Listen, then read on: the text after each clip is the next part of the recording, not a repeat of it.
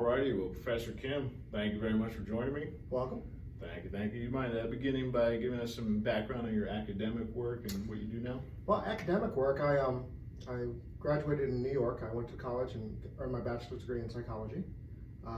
After that, I also got a teacher's degree in secondary social studies. Went to graduate school in counseling. And then from there, went back to graduate school for adult education and a master's in adult ed. Been teaching psychology for 20 years now. I taught in New York for 6 years, and I've been teaching here in Oklahoma City Community College since then. Very nice, very nice. So would you say a specialization of yours is developmental psychology? Absolutely. Developmental education is part of my background. Counseling is part of my background.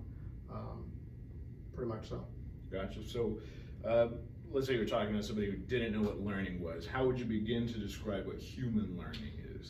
There's so many different definitions of learning, but human learning is going to be a relatively permanent and durable change that we would have to our cognition based upon experience. It could be as simple as touching a hot stove and learning not to touch that hot stove. That experience shaped your mind, shaped your brain. It could be as simple as watching your brother talk back to your parents and get disciplined. You learned vicariously through that experience. It could be reading a book and being enamored and in awe of the things that you've experienced through that book. Mm-hmm. That's learning. Learning happens throughout our life. It happens from birth all the way up to death. Mm-hmm. So would you say, in the examples you gave, that kind of give the feel that learning comes from experience from without, kind of being processed within. Could that process work the other way? Could learning come from within first? Absolutely. I think when we interact with our world, we're processing it, and we engage in a great degree of self-talk, and we think about what we can do to fix or to mediate that situation. I had a key that was stuck in a lock, and I couldn't get it out, and my suspicion was that the tumbler was hanging up on the key, and I couldn't get it out. I didn't want to break the key. It was a pretty expensive car key. So I got on the internet, read some things. I formulated a plan, but then I contacted the manufacturer of the lock and asked what they would suggest. All that was a learning experience. We finally got to a point where the manufacturer said, send the key in to us and we'll take care of it. I said, well, maybe I can just put a little oil in it and wiggle it with a pair of pliers. I learned. I got it out. I got the key out. That was a learning experience. And that was me interacting with my environment. That was me going onto the internet. And it was also a degree of self-talk, processing all that information that I absorbed, formulating a plan, and picking out the solution that I thought would be best. That was a good learning experience. So you've mentioned self-talk. Can you give some background on how self-talk develops from infancy? You know, I think the frontal lobe is the captain of the brain. More specifically, there's an area called the dorsolateral prefrontal cortex. That's where we have executive functioning. Executive functioning is very similar to the CPU on your computer. It's processing all that information from the motherboard to the hard drive. It's running the software. Well, that's what's happening within the human brain, is that the dorsolateral prefrontal cortex, the CPU, is processing all that information that's in our cortex. It's taking all that sensory information in from our environment. It's sending it to the proper areas of the brain. It's receiving it back, and then it processes it, and hopefully it leads to the proper decision for us, or the proper movement, the proper reaction. But that self-talk is happening within the frontal cortex. We call it thinking. We do quite a bit of thinking. We engage in that self-dialogue, we just don't vocalize it. So I was driving my car here to work today, and there was a construction zone. And to be honest, I received a ticket 3 weeks ago. I made an illegal left in a construction zone. I didn't notice the sign. The police officer was very kind. I received a fine. The town said, if you don't get another ticket within 3 weeks, we won't send it in to the DMV, so you won't get points on your license. So I've been very cognizant to obey the traffic laws 100%. And I engaged in that self-talk as I was driving here. I said, speed limit is 55, I'm not gonna do 56. I'm gonna do 55. We do that throughout our whole day. Sometimes it's more complex, sometimes it's more simplistic. I think a lot of times the simplistic self-talk almost goes unconscious. I mean, we're not even aware that we're doing it. Yep. So we are aware when we're engaged in more difficult problems that we're looking into, such as the stuck key that I had. So that's called learning. During childhood, during infancy, a lot of that self-talk that the child's engaging in, they don't know how to evaluate whether or not the solutions are correct. And that's where the parents, the guardians, the siblings, those who have more experience and knowledge in the world is coaching that child. The child may want to take a cookie before dinner. And their self-talk said, yes, it would be a good idea. The desire of the cookie. The parent might coach them and guide that self-talk, guide that thinking process for them, hopefully to make the proper decisions. I think that's where the parental interaction is so important in those early years. So kind of bringing it back to the question of where learning comes from, the outside or within, there is sort of a divide in psychology between sort of the behaviorists who sort of view kind of all of learning, maybe you can clarify if I'm making a mistake here, but sort of all of learning, all of the things that we process as coming from without, we experience from the physical world and we bring it into ourselves, right? Where there's another school of thought that says there is such a thing as human nature, right? That we come predisposed with certain mental attributes and so forth. So what do you view, what is your view on that kind of divide? I'm going to say it's a combination of both. And there have been researchers out there who attempted to propose a percentage split. How much of it is innate and how much of it is social interaction? How much of us are we shaped? Now, we are born with predispositions. Temperament. Your temperament is your emotional reactivity. There are some people who, you might say, who are hot under the collar, quote unquote. They might have a more difficult temperament style. Some people are very easygoing. I had an Uber driver in DC and the traffic was horrendous. He was so easygoing. He was like, no, traffic doesn't bother me. And my blood pressure was through the roof. I couldn't stand it. But I'm not an easygoing. I'm more slow to warm up. But so you are born with your temperament. You're born with a potential for intelligence. And we don't like to say that, but your intellect and your mental processing helps us interact with our world. And those who might be a little more gifted, especially socially, with their social cognition, would process a situation, formulate better solutions. So your intellect, your temperament, these are all things that we are born with that potential. Our environment is going to shape it or interact with it. You know, we can't pick out our parents, we can't pick out our grandparents, our biological, but to some extent their parenting strategy is going to affect us and how we develop. If your parents were authoritarian, my way or the highway, if your parents were authoritative, more like a Ward Cleaver, or if your parents were laissez-faire or neglectful, that would interact. If you could imagine a child who has a difficult temperament, a father who has a difficult temperament, and then you throw that authoritarian parenting style in, you have a very bad situation. Right. The prognosis would be pretty challenging. You know? So how would that affect their development? How would that affect their cognitive processing?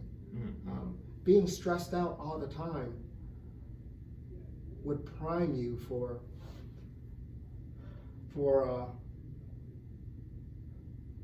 I would say for limited, I'd say more so distract you from true processing. That's just more of your brain being used for non-learning stuff. Absolutely, right? Being stressed. Absolutely. And you know, when we talk about learning, attention is a key factor. Focusing that attention, allowing that frontal lobe to process, allowing it to do it without distraction. And when we get a home life that is stressful, when we get parents that are authoritarian or even abusive, that interferes. Right. That interferes with cognition. So Yeah. So yeah, you began saying that was saying something interesting that we sort of have a discomfort by acknowledging that we kind of come predisposed for different intelligence levels, which is interesting because if you say people are born with different temperaments, nobody's bothered by it. If you Absolutely say not. people develop different heights, different Absolutely. metabolic rates, nobody's uncomfortable with Yes. that, right? But when it gets to intelligence, there's this sort of kind of taboo around it that it feels like if you say there are differences in levels of intelligence, that's sort of denigrating. But it's like intelligence is not identical to virtue, to goodness, to all these things that we care about, right? So what do you think about that kind of that primacy we put on intelligence as being this great grand measure of a person? It's socially unacceptable to say that we're not all equal. Well, I'm 5'7.5", and I'm never going to play in the NBA. And I'm a fan of Russell Westbrook, and he's with the Lakers, and he's going to do really well. But I will never play like Russell Westbrook. I just won't. I'm never going to be an NBA star. He was born with a potential for basketball that I wasn't born with. And that's socially acceptable to say that. Is it so wrong to say that person A was born with a larger reaction range, a larger potential for IQ than person B? Now, where you fall on that reaction range, that's going to be your environmental scale. So we have person A who was born with this much potential, person B was born with this much potential. Based upon that environment, where will they reach on that scale? So in an ideal world, we have a loving, nurturing, enriching environment that supports a child and they get to their fullest potential. But we know not all environments are equal. We have some children being raised in very challenging environments and deprived schools, stressful home situations, and they're not living to their fullest potential. How can we help them? How can we get them there? Some children make it through against all odds. Hardy children. We call them hardy or resistant. And we don't know exactly what it might be. It could be their temperament. It could be their mentoring. It could be their intellect. A lot of factors come into play. So, but yes, I don't think that we're born, quote, equal. Now, will you get to your greatest potential? That's where the question is. So.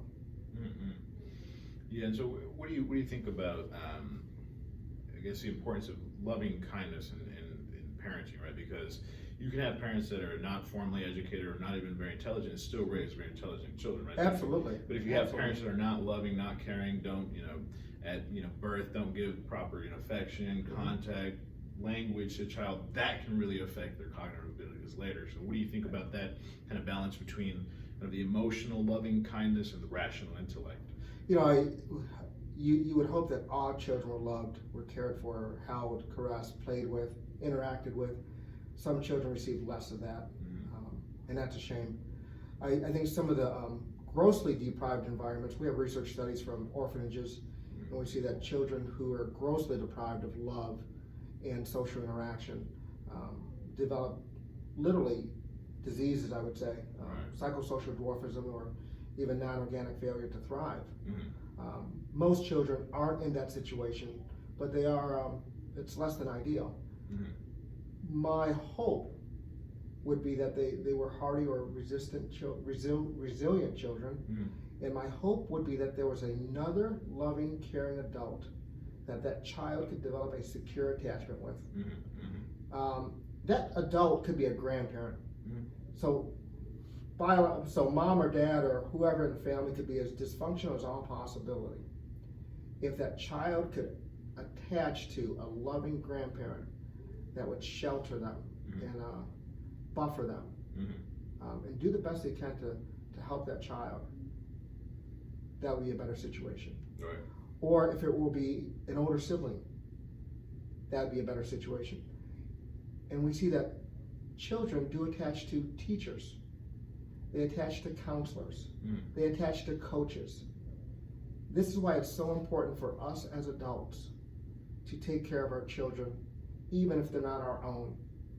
That when you are a coach or mentoring, you're guiding them, because you may not know the exact situation that child is going through at home. Right. You may not know that you are saving that child. You're just being you. Right. But you just don't know how dysfunctional that family life could be for them. You could be the better part of their day. Absolutely. So, and I think that is basically understood by everybody from at least from an emotional perspective. That you should be kind to children, right? That you don't have to rationalize being kind to children. It seems like an obvious thing, but from a developmental standpoint, I mean, it is a necessary function. Another necessary function for child development is play, right? And this is something that kind of in conventional society we sort of view play as a frivolous thing, as a thing just done for fun, but from a developmental psychology perspective, and it is critical for all sorts of development, psychologically, socially, personally, all these kinds of things. So can you talk a little bit about the importance of play in learning? Absolutely. Play allows a child to experience the world and to develop, I would say, properly through, I would say, less punitive results. And it allows them to learn their social interaction. We're social animals. That's how we develop. That's how we grow. Sorry about that. You're good. I thought I put it on silent mode. We're social animals, and that play allows us to engage in that world. It allows your brain to process that world through a non-punitive environment. We could call it, quote, play, unquote. Even as adults, we run through that play scenario in our head. My example of getting that key stuck in the lock, I played it out. That was play. Now, we don't think of play in adulthood the same way that we do in childhood. But I played out the scenario. I played out what happens if I do break the key. Right. Now I'm out $200. Maybe I should send it into the manufacturer. Do you mind if for a moment we focus on kind of conventional notions of play? Because I do want to get into specifically the work of people like Lev Vygotsky and Jean Piaget, right? We're talking about social games, on the playground, how that affects child learning. Can you talk a little bit about that? A lot of the social play that children have on the playground is allowing them to gauge what would be proper social interactions with others. Not knowing how much they can get away with, or not knowing the proper behaviors that they should have within that particular situation. Play allows them to figure that out. Allows them to figure out what is socially acceptable, what is socially unacceptable, what is appropriate for my age, what is appropriate for other ages, what is appropriate for gender. When we talk about gender development and gender roles, a lot of that comes from play, from the playground. Earlier you added the modifier that play is non-punitive, but I think even the punitive side, the punishment side of it is critical, right? Because learning the hard way is one of the best ways to learn. Absolutely. When the correction is appropriate. Right. And I think a lot of times with children, if they're not being monitored, if they're not being supervised, that's where the punitive aspect of play could take a negative side. Right, absolutely. Absolutely. They can take the wrong lessons from it if it's the wrong punishment. Absolutely. And you talk about bullies on the playground. Right. That could happen. So you were mentioning earlier that the role of play goes beyond childhood, right? And absolutely this is the case, right? I mean, as college age students, there's different forms of play, right? Different forms of pro-social behavior that's done for fun, but has fun explicitly, but implicitly has learning consequences. But this is the case throughout all of adulthood. So what can you say about the kind of the transformation of play throughout our developmental stages in life? I'm trying to think of play within cognition or play within just a means of relaxation and escaping the world. We can talk about sports, or we talk about how we play just to release our mind, to release the stress, just to get away from some of life's stressors, versus play in regards to cognition, problem solving, and developing a strategy. So, like I said, the example with the key, that was more play cognitively, when in fact... Can you explain why that's a form of play? When we play, I think a lot of times we think about the physical play. Children playing on the playground, they're playing with a doll. But they're also running that scenario through their head.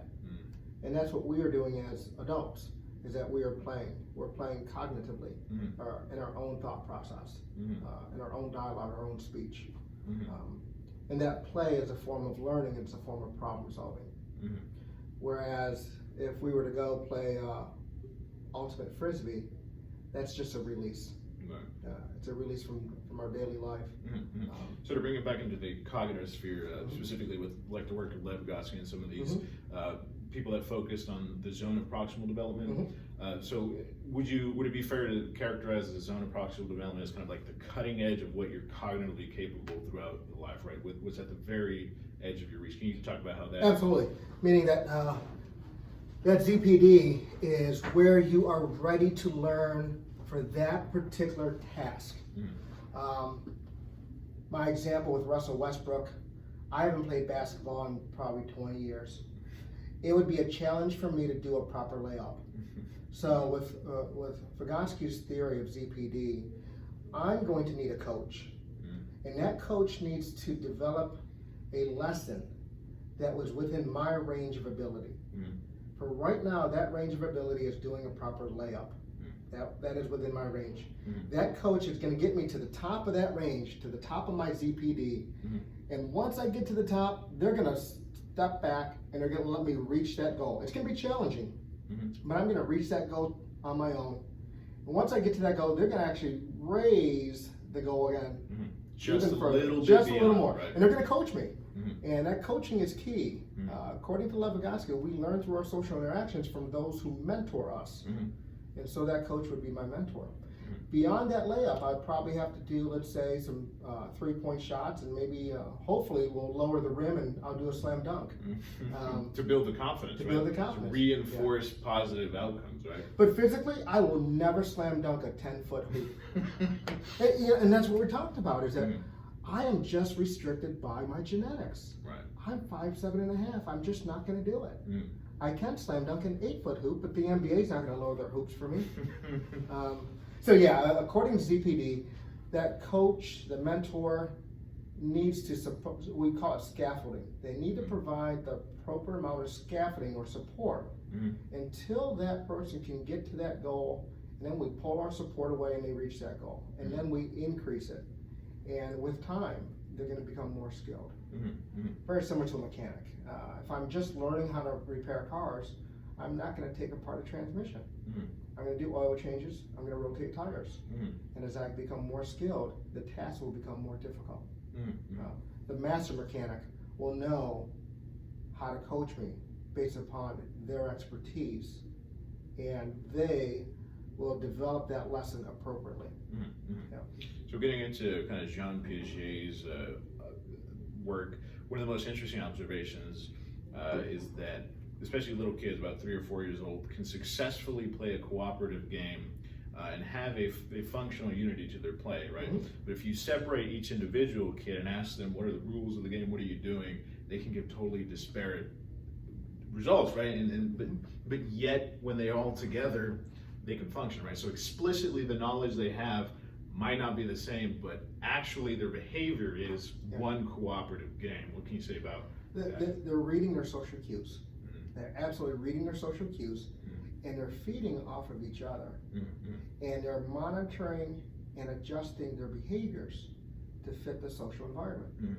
Even though each child has a different perception individually, and that individual self-talk, that cognitive processing that's going on in their frontal lobe, even though that differs from child to child, they're still unified in their behaviors within that one social interaction, because they're reading the other people's behaviors, they're reading the other child's speech, they're processing it, and they're adjusting, making sure that they fall in line with the situation, that they fit within the situation.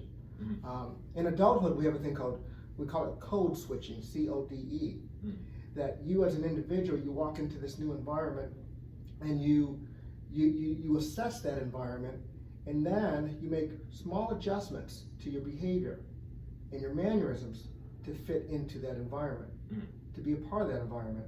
And when you switch your environment, you make those small adjustments to that new environment. Code switching. Or we might call that reading the room. Reading the room. Right. It could be called reading the room and reading the situation and behaving accordingly. Absolutely. And one of the things I find interesting about that Piagetian observation is its application to society more generally, right? Because we can, at different levels, we can say we're playing the same game, but with different roles, right? So in this college environment, you're playing the professor role, I'm playing the student role. At the national level, we're playing the citizen role. Other people are playing the politician role, and so forth. So what do you make about that? That kind of that there can be a functional whole with disparate kind of individual roles fulfilling that kind of one big function. I mean, we play a lot of different roles in our life, and depending on where we are, it could be the role of the father, the role of employee, the role of the son, the list goes on and on and on. All those roles kind of add up and enter our self-concept, or what we talk about our self, our identity. Our identity is made up of many different roles that we play, that we have, that we're obligated to. It depends on where that person is, what they're doing throughout their day. I saw James Langford on an interview, and he was doing a speech in Oklahoma City. He, for that particular moment in time, was Senator Langford. When he goes home, he is husband James, or he is father James. Whatever environment he's in, that role is going to switch slightly. However, what's not going to change is his identity, his self-concept. And that's going to be the cornerstone. That's the cornerstone of the behaviors that he's going to carry with him. So your identity is the same, your roles may change when your environment changes. So you've mentioned identity. What is that? What is the self? Oh, what a loaded question. The simple answer is it's everything that makes you, you. Okay. Everything that makes you, you. It is your religious faith. It is your occupation. It is your parenting style. It is your temperament. It is your intellect. Everything that makes you, you is your identity. And your identity is what separates you from this external world. So it's important to have a pretty strong identity, pretty stable identity.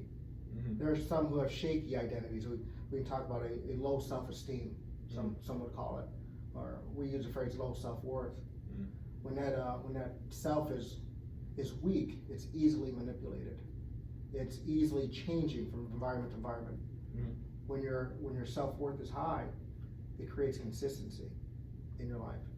Even though your environment's not changing, your environment is ever changing, your identity is stable and it carries with you, creating consistency in behaviors across environments. So would you say the self can be identified by the stuff you do, or is it a thing intrinsic to the brain? The self is going to dictate your behaviors, yes. Absolutely what you do, how you might respond, or how you may want to respond. So from that statement, it sort of sounds like you're saying the self does the behavior, but what is the self? So if you were to peel back, because we sort of have this intuitive feeling that we are a self, we're kind of, it feels like we're perched in our head somewhere behind our face, right? Because we have experience, that we appropriate experience moment to moment, that we do our thinking intentionally and so forth. But where in the brain is that located? I don't have an answer for that. And, what is the self might be more philosophical. But if you had to twist my arm and I had to say something, it's going to be the frontal lobe. Okay. It's going to be the frontal lobe. That's where the true identity is. That's where higher cognition is. That's where humor is. That's where problem solving is. And more specifically, it's going to be the prefrontal cortex. And we saw that with Phineas Gage, our case study, who got an iron rod that went through his frontal lobe. It actually went through his prefrontal cortex. Case study shows us that the surgeon who was following him said that Phineas was no longer Phineas. He was a mild-mannered man, like Clark Kent. But after that accident, he had uncontrollable rage. He died friendless, homeless, and penniless. Feel absolutely horrible for the man. Yeah. But he just had this uncontrollable rage, and a profanity was through the roof. Yep. I almost want to say he lost his identity. And so that prefrontal cortex, I would have to point my finger there, because that's where the complex human experience is. We also see it with frontal lobotomies. Right. Yeah. Right. Absolutely. Right. Which that kind of poses a challenge to the idea of the self, and kind of take for example, a Buddhist perspective might interpret what you just said there as, well, that's sort of an emanation of the organ, right, rather than an entity, kind of an actual, person inside of there. It's more a function, right? In the same way that digestion is a function of the intestines, the self, the behaviors, these things are kind of a function of the organs there. Yes. Yeah, but you also think about how we are as individuals, and how we like to propose that we are separate, and separate that we in what are sense, though? that we are separate from this world, and that we are an entity. We are this entity with self-awareness, that we exist. That's got to come from somewhere. And we take a look at the physical human being. My proposition would be, it's got to be from that prefrontal cortex. Okay. It's got to be So would you say the difference between a human organism and a person is that function of the prefrontal cortex? I would say that would be it. Okay. But like I said, now we're getting into more a philosophical question. Absolutely. So how are neurons in the brain creating this identity within us? These neurotransmitters firing. Neurons firing, secreting these neurotransmitters, connecting up with the receptor sites. As simplistic as that may be, how does it create this complex thought or this complex identity? Sure. And kind of following that train of thought, there's some people, for example, Daniel Dennett, that would argue that the brain can be conceived of sort of like a hive or like an ant colony or something like that, where you have individual ants or individual neurons that serve their function, and collectively through, in the ant's case, pheromone signals and so forth. In the neuron's case, it's electrochemical signals and so forth. They form a cohesive whole, but each have their own agenda, each have their own place, and they're unaware of each other ostensibly. I mean, they experience the signals from other things, but they don't know they're a neuron, right? Yeah. There's no, unlike in the case of an ant hive, there's no executive neuron. There's no one boss neuron that says, that is the self that controls the rest. Absolutely. Coordinates. Absolutely. Absolutely. I would, that's actually a pretty good proposition, pretty good theory. I wouldn't say that there was one particular, if I had to say captain of the brain, it would be that dorsal lateral prefrontal cortex of executive functioning. But even that executive functioning is going to be made up of individual neurons, secreting neurotransmitters, connecting up with receptor sites, passing on that neural message. It basically comes back down to that. So. Right. Very nice. Well, I think we should probably start talking about language here, and specifically, what is language? When we talk about language, what do we mean by language? That's another loaded question. We don't have a common agreement on language, but it's going to be a system of symbols, gestures, where we can convey meaning to another. There are different properties of language in order for it to qualify, but it's a means that we can use to communicate and pass on information. And it can take written form, it can take a visual form, it can take auditory form. Obviously, with human beings and our vocal cords, we're prepared for that vocal language. But you can have American Sign, you can also have pictorials through language. But it's conveying or transforming or transmitting information from one to another. Yeah, specifically through a symbolic form, right? Because That's like the noise itself that we're making at this moment is not itself a meaningful thing. It's a means to an end, right? Or the written symbols are not themselves a meaningful thing, but they're just a means to achieve that. Absolutely. But I know you're running short on time here, so anything just to close off that you'd like to mention? No, I think there's so much that we could talk about. There's so much that we can dive into, and that's one of the beauties of psychology, is that there's something for everybody within this. And same with developmental. You can branch off into so many different areas of developmental psychology: language, self-concept, parenting, temperament. The list goes on and on and on. So, very nice, Professor Kim. Thank you. Thank you very much. Thank you. Okay.